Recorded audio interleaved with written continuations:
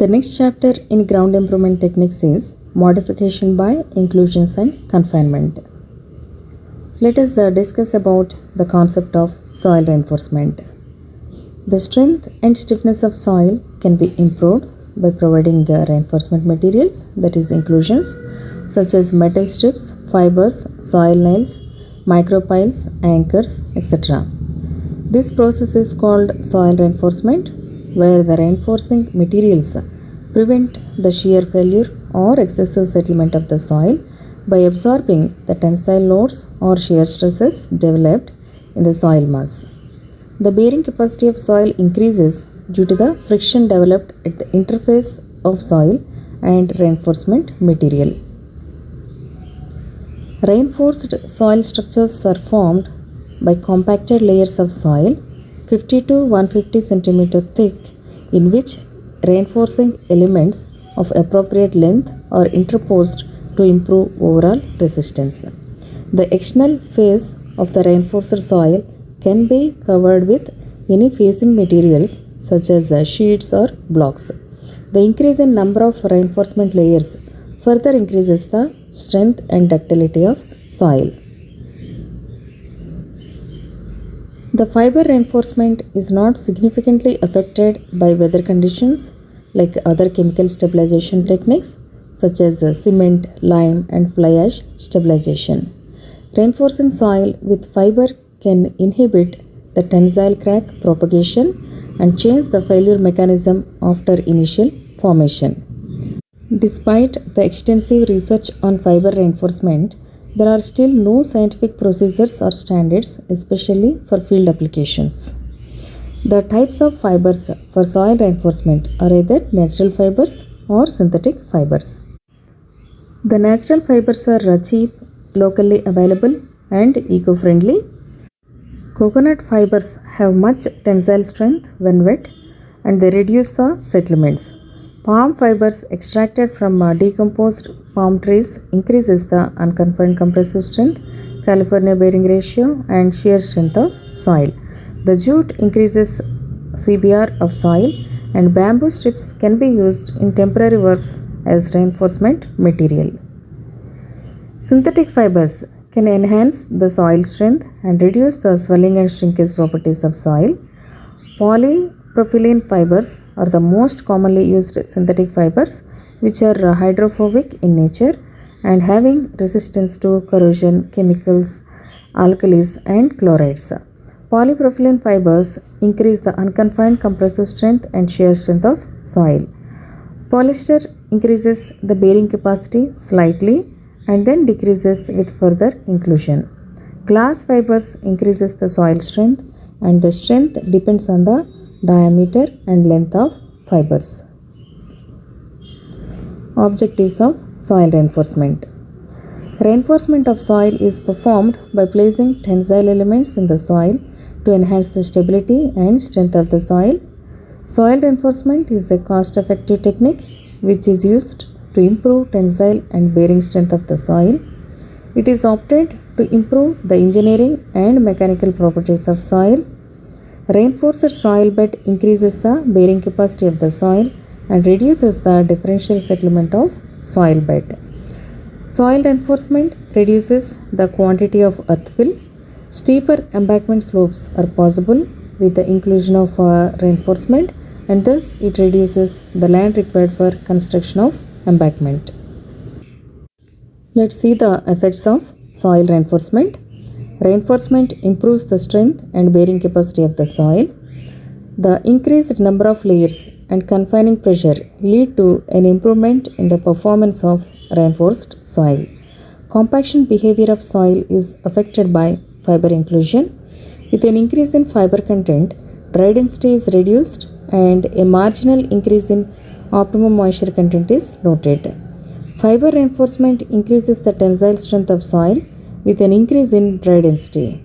It is observed that the stress-strain behavior of soil has changed from brittle to ductile with the inclusion of basalt fiber. Let us see the types of reinforcing materials. First one is strip reinforcement. Strips are flexible, flat elements made of copper, steel, polymers, aluminum, glass fiber, or bamboo. The thickness of strips may vary from 3 to 9 millimeter, and its breadth ranges between 40 to 120 millimeter. The mechanism of stress transfer between the reinforcement and the soil is essentially by the friction developed at the surface of the reinforcing strip. In an attempt to improve the stiffness and pull-out resistance of the reinforcement, bar and mesh systems or bar mats formed by cross-linking steel reinforcing bars were developed. The advantages of strip reinforcement are: the strip reinforcement provides high tensile strength and durability. Since the reinforcing strips are thin in section, only smaller quantities of earthfill are required. The inclusion of strips increases the slope stability, and hence steeper slopes can be provided, which reduces the land required for embankment construction. When compared with the conventional methods, the strip reinforced soil offers rapid construction and with minimal site preparation. The ground modification with strip reinforcement is cost effective and reduces the settlements. The disadvantages of strip reinforcement are: the reinforcing strips may be subjected to rupture or pull out when subjected to external loads. There is a possibility to fail at the junctions where reinforcement is connected to wall facing.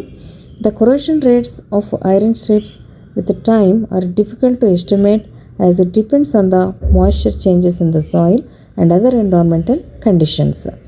The strip reinforcement may require a drainage system behind the wall facing to increase the effective stresses, which is a difficult process. If the strips are of polymeric materials, they may get damaged by rough handling at the site or due to environmental conditions such as high temperatures.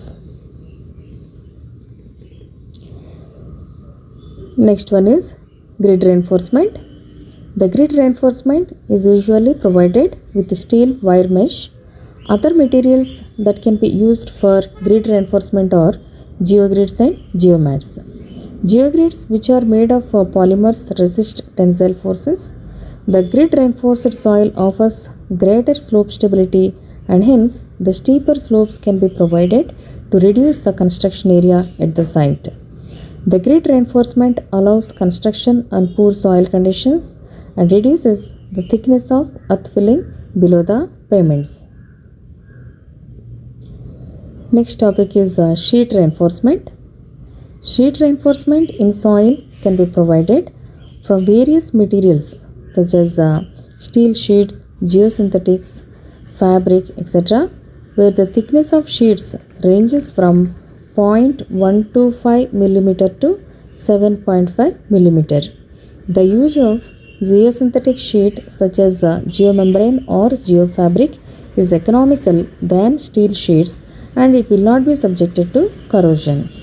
Geomembrane is an impervious material, whereas geofabric is a porous fabric. Next reinforcing material is geosynthetics. Geosynthetics are synthetic polymeric flexible fibers which can be used to stabilize the soil where higher durability is required. Geosynthetics are available in various forms, and the main categories are geotextiles, geogrids, geonets, geomembranes, geosynthetic clay liners, geofoam, geocells, geopipe, and geocomposites. These products have a wide range of applications and are currently used in many civil, geotechnical, transportation, geoenvironmental, and hydraulic applications, including roads, airfields, railroads, embankments, retaining structures, reservoirs, canals, dams, erosion control, sediment control, landfill liners, landfill covers, mining, aquaculture, and agriculture. Geotextiles are made from polypropylene fibers, either woven or non-woven, and porous in structure. The geotextile can be used for separation, reinforcement, friction, and drainage. They are porous and resemble a thick, strong cloth. with a thickness of 0.25 to 7.5 millimeter. They can be used behind retaining walls as part of erosion control system. Geogrids with square or rectangular openings made of bonded straps are mainly used for reinforcement applications such as in steep slopes and for soft soil below foundations. The apertures in the geogrids help in interlocking the aggregates or the soil that are placed over them. Geonets are similar to geogrids but with an angular aperture made from high density polyethylene material. They are mainly used for drainage purposes with geotextile as coverage for geonet. Geonets are supplied in rolls from 2 to 6.7 meter wide. Geomembranes are impermeable membranes which are commonly used in barrier system for liquids, especially for waste containment facilities. Geosynthetic clay liners are combination of polymeric materials and natural soils. They are rolls of factory fabricated thin layers 7 to 10 millimeter thick of bentonite clay sandwiched between two geotextiles or bonded to a geomembrane. Structural integrity of the subsequent composite is obtained by needle punching, stitching, or adhesive bonding. Geosynthetic clay liners are used as a composite component beneath a geomembrane or by themselves in geoenvironmental and containment applications, as well as in transportation, geotechnical, hydraulic, and many private development applications. Geofoam is a polymeric product created by processing polystyrene into a foam consisting of many closed cells filled with air and or gases. The skeletal nature of the cell walls resembles bone structures made of the unexpanded polymeric material. The resulting product is generally in the form of large but extremely light blocks which are stacked side by side and in layers, providing lightweight fill in numerous applications. Geocells are three-dimensional flexible cells with a honeycombed structure where the cells can be filled with soil or other materials to improve the soil strength. They are used in slope protection and earth retention applications. Geopipes are perforated or solid wall polymeric pipes used for drainage of liquids or gases. In some cases, the perforated pipe is wrapped with a geotextile filter. Geocomposites are the combinations of geosynthetics like geotextile geomembrane, geotextile geogrid, geotextile geonet, etc., and their function depends on the final product. Let us see the functions of geosynthetics. The geosynthetics have multiple functions in the ground improvement such as drainage, filtration, separation, protection, waterproofing, reinforcement, erosion control, and confinement. In that first one is drainage. The geosynthetics such as geonet, geopipe, geotextile, and geocomposites can be used to provide drainage in low permeable soils.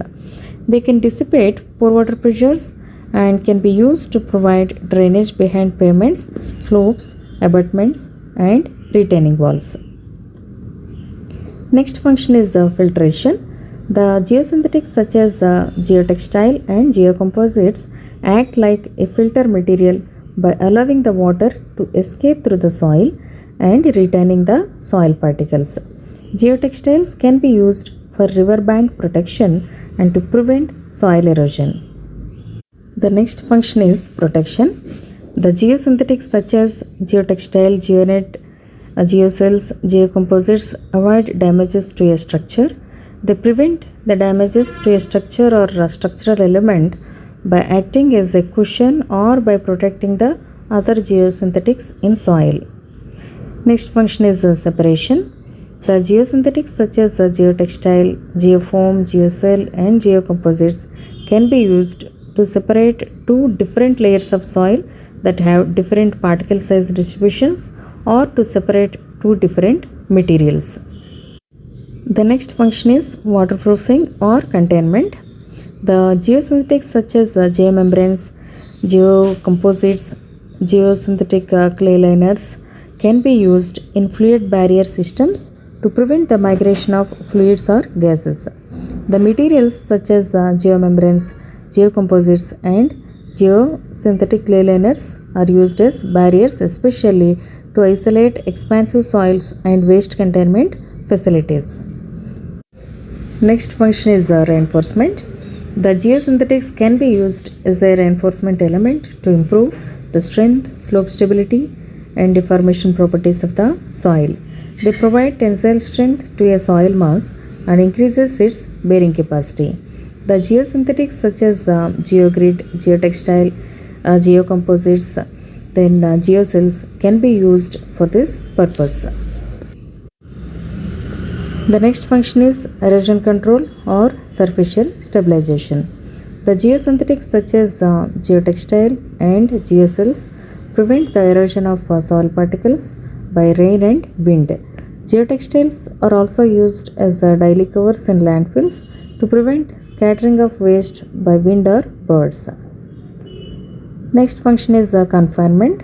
The geosynthetics like geocells can restrain the lateral moment of a soil mass confined inside the cells of a geocell matrix, which is like a honeycombed structure. The basic functions of different geosynthetics are listed in this table. So, geotextile can be used for drainage, filtration, separation, and reinforcement and erosion control. Geogrid can be used for reinforcement. Geonet can be used for drainage. Geomembranes can be used for waterproofing or containment. Geopipe can be used for drainage. Geofoam can be used for separation. Geosynthetic clay liner can be used for waterproofing or containment. Geocells can be used for separation, reinforcement, erosion control, and confinement. Geocomposites can be used for drainage, filtration, separation, reinforcement, and waterproofing. Now let us see the applications of geotextiles. The various applications of geotextiles are shown here. Let us discuss about the slope protection. Landslides are generally rain induced and causes detrimental effects on people and infrastructure.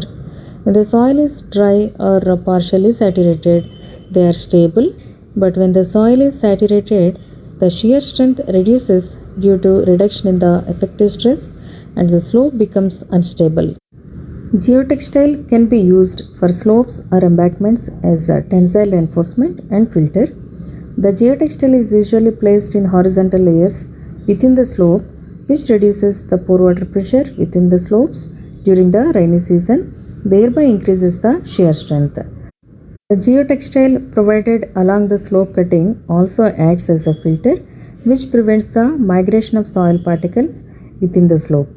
The geotextile reinforces the soil along potential sliding zones or planes and thus increases the stability of the slope. Next application is embankment construction.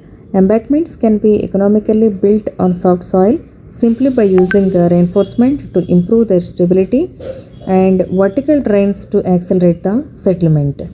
Granular columns can be used to improve stability and reduce the settlement. Encasing the granular columns with geotextile will reduce the column bulging and lateral squeezing of the clay particles into stone aggregates. The geotextile encastements reduce settlement, increase load carrying capacity, and stability of embankment. The geotextiles can also be used to increase shoreline embankments with sandbags. Next application is roadworks. The geotextile fabrics are used to increase the shear strength and to allow rapid dewatering of the subgrade soil. It separates layers of different soil particles and works as a filter material. It also maintains the pavement thickness by preventing the penetration of base materials into underlying soft soils. The geotextile used in roadworks should be preserved. to retain its permeability and filtration properties under mechanical loading. Railway works. The woven or non-woven geotextile fabrics are used to separate base and sub-base materials and to allow the dewatering to take place. It also prevents the displacement of materials due to vibrations and shocks of running trains by enveloping the individual layers. Next application is river canals and coastal works. Geotextiles acts as a filter and protect river banks or coastal works from erosion. The woven fabrics which have larger pores are recommended for gravels and sands, and non-woven is preferred for clays and silts. Next application is drainage. The filter mechanism of geotextile prevents inside soil from being washed into the drainage system, which clogs the drains. This mechanism can be used for drainage in earth dams, in roads and highways, in reservoirs, behind retaining walls, deep draining trenches, and agriculture. Sports field construction. Geotextiles can be used for constructing synthetic grass surface or a synthetic turf surface in sports fields. Agriculture. Geotextiles can be used for mud control and to improve muddy paths in agricultural fields. The pipes in the fields can be protected by overlapping them with non-woven geotextiles. Next topic is applications of geogrids. In that first one is the retaining walls. The geogrid reinforcement increases the structural integrity and flexibility of the soil, which makes the foundation adaptable for deformations. The retaining walls with the geogrid reinforcement are more economical and are earthquake resistant. The steeper walls with lesser width are possible with the geogrid reinforcement, which helps to increase the height of retaining walls. Next application of geogrids is foundation soil. The geogrid reinforced soil can be used to stabilize the soil below the foundation. The geogrid increases the bearing capacity and reduces the deformations.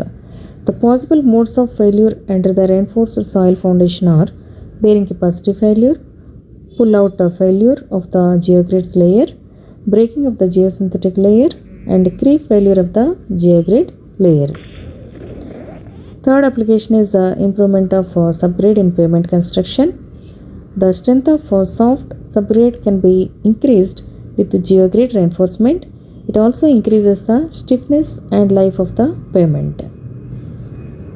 Then embankment over soft soils.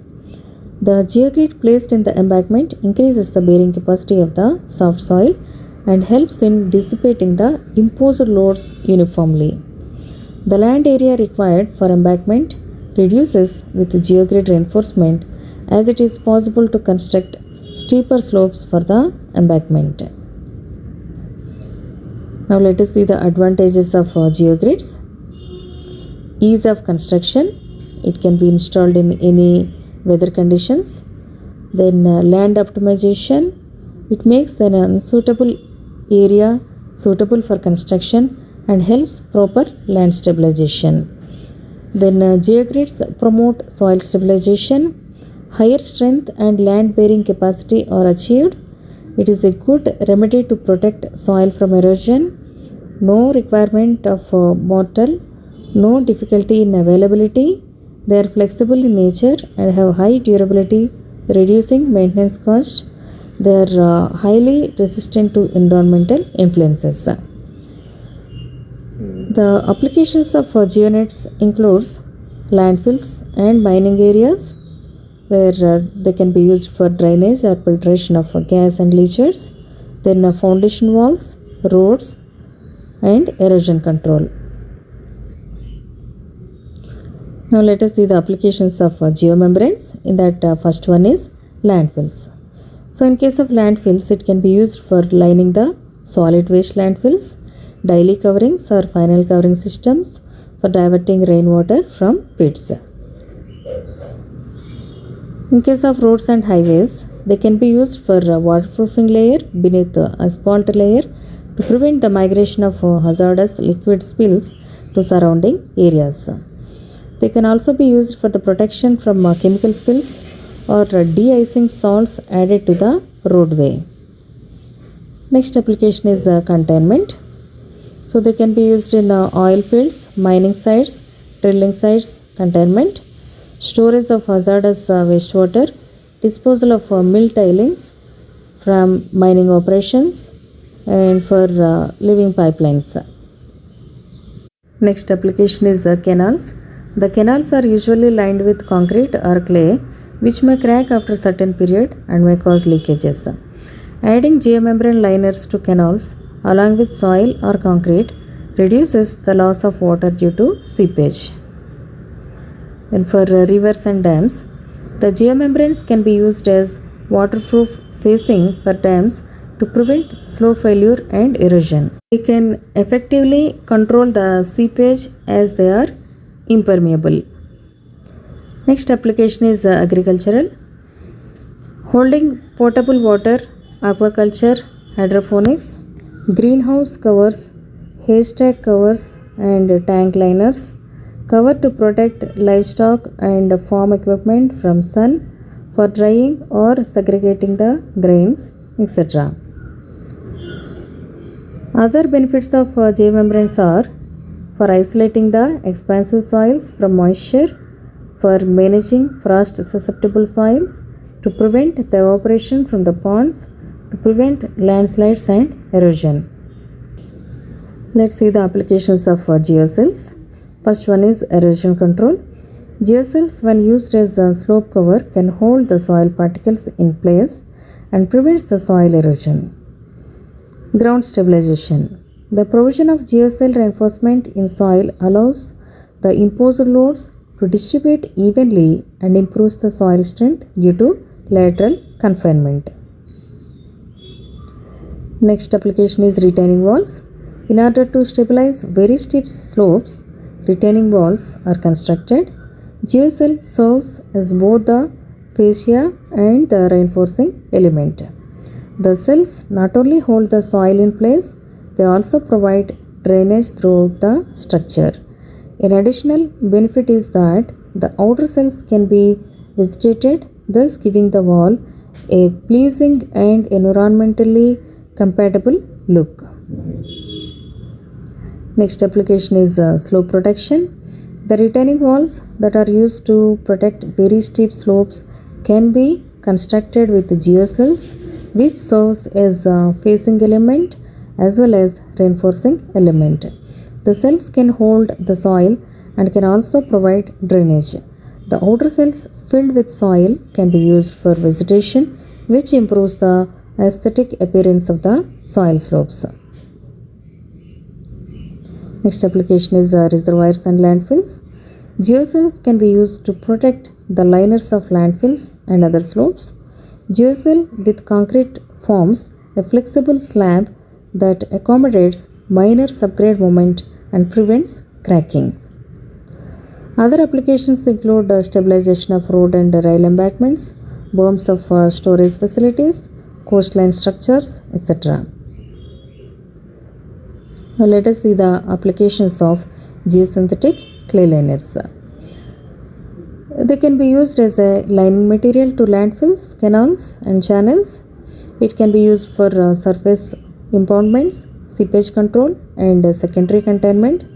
It can also be used in leachate and gas collection systems of landfills. They can be used for landscape applications and sports fields.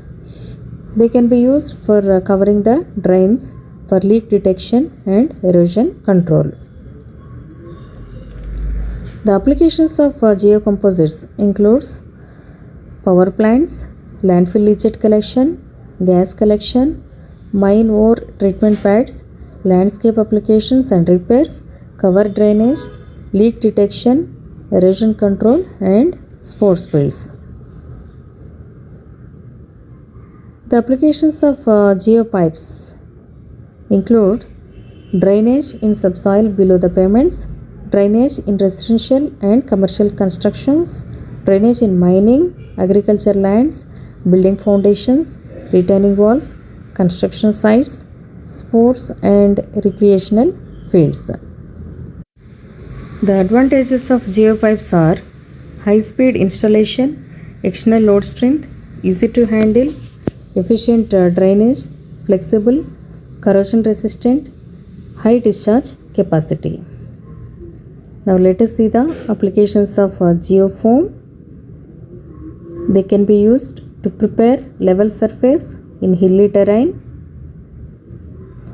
They can be used in road construction, landscaping and slope stabilization. They can be used in insulation and foundation, entertainment and sporting facilities. They can also be used for bridge support and levee protection. Now let us see the functions of geosynthetics in roadways. Geotextiles or geogrids act as separators to prevent two dissimilar materials, that is subgrade soil and aggregates, from intermixing. Soft subgrade soils can be protected from disturbance during construction activities. The geotextile act as a filter to prevent fines from migrating into the aggregate due to high pore water pressures induced by dynamic wheel loads. The geotextile also acts as a drain, allowing the excess pore pressures to dissipate and gain strength through consolidation of subgrade soils. Placement of geotextile at subgrade to subgrade interface reduces the possibility of rutting and to some extent reduces the thickness of subbase. The geotextile placed underside the wearing course helps in reducing reflection cracking and fatigue cracking. The spalt saturated geotextiles function as a moisture barrier that protects the pavement structure from further degradation due to ingress of surface water. Next topic is soil reinforcement techniques. The soil reinforcement may be provided in situ or constructed. For in situ soil reinforcement technique, the reinforcement is placed in an undisturbed state of soil. Examples for in-site soil reinforcement are soil nailing and soil doweling.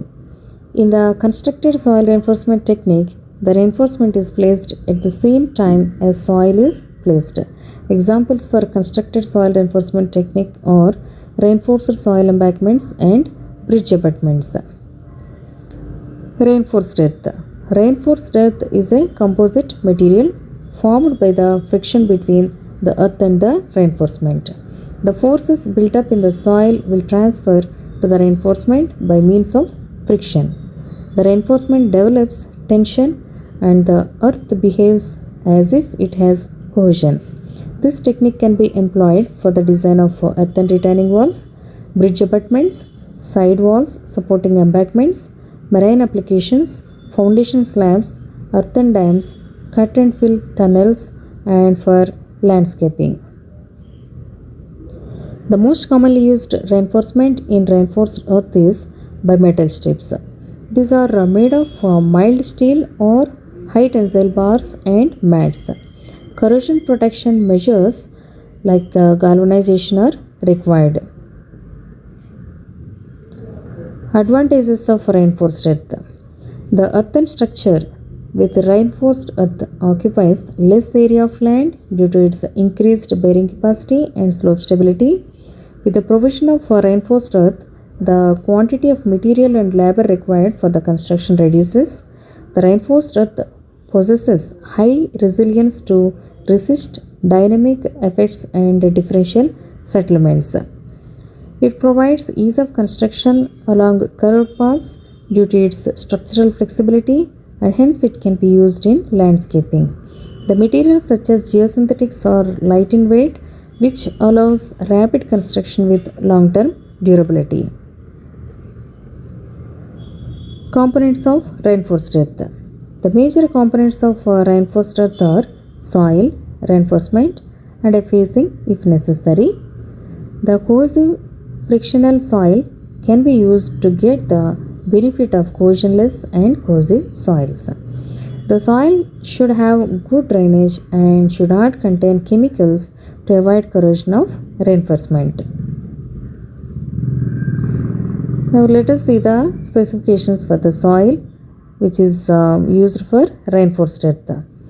It should be granular, cohesionless material, not too much silt or clay, having particle size not more than 125 millimeter, not more than 10% of the particles shall pass 75 micron sieve, and the earth reinforcement coefficient of friction to be either higher than or equal to 0.4. The liquid limit and plasticity index should not be greater than 45% and 20% respectively.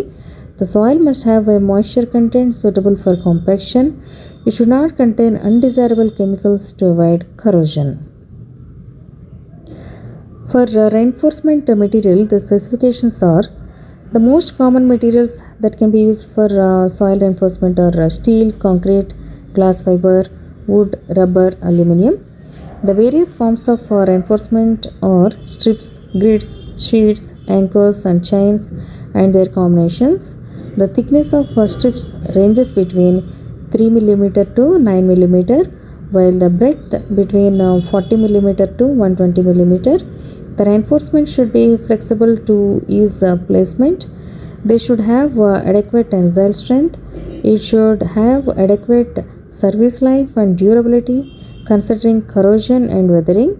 Geofabrics are very common to sheet type reinforcement. They come in thickness ranging from 0.125 mm to 7.5 mm with permeability comparable in range from coarse gravel to fine sand. For facing elements, for vertical structures, facing is required to retain the soil and reinforcement and to provide suitable architectural treatment to the structure. Although the facing does not affect the overall stability of the structure, it must be able to adapt the deformations without distortions and without introducing stresses in the reinforced soil. The materials such as stainless steel, pre-stressed concrete panels, geotextiles, geogrids, plastics, glass reinforced plastics, and timber may be used for making the facing elements. The metal plates are semi-elliptical in shape, 33.3 cm to 10 meter long, and holes are provided for bolting the facing elements to one another and to the reinforcing strips. The precast concrete panels of size 1.5 by 1.5 meter are assembled together with the help of vertical dowels set into the panels. Since the dowel allows rotation of the panels, it is possible to construct a curved wall on a minimum radius of 20 meter. Next, let us see the design components. So, skin design. In skin design, first we have to calculate the lateral earth pressure, then design the spacing of ties. In the ties design, the wall should be flexible and frictionless. The tensile force increases from 0 at the free end to maximum at the face of the wall. The tension mode of failure and bond mode of failure have to be checked. For the foundation design, the resistance to bearing capacity failure of the foundation soil and settlement must be estimated. The factor of safety with respect to sliding and overturning should be estimated. The sliding stability can be increased by providing passive earth pressure. For the settlement design, settlements within the reinforced earth mass and settlement of the foundation soil must be estimated. The limiting values depend upon usage. For the drainage design, the backfill soil chosen should have good drainage characteristics to avoid poor water pressure. Next topic is practical applications of reinforced earth walls. They can be used for retaining walls for mountain roads, express roads, slopes, etc. They can be used for bridge abutments. They can be used for head walls, for tunnel and culvert, urban highways, railways. They can be used for rivers and marine structures, for constructing sea walls, marine walls, dams, etc. They can also be used for military structures, structures in mountainous areas, structures on compressible soils, slot storage facilities. Now let us see the design principles of reinforced earth retaining walls as per IS code 8006. In a reinforced earth wall, two types of stability must be checked. First one is external stability. It considers the reinforced structures as a whole and check the stability for sliding, overturning, bearing or tilt and slip. Then the next one is internal stability. It covers internal mechanisms such as shear within the structure, arrangement and behavior of the reinforcement and backfill.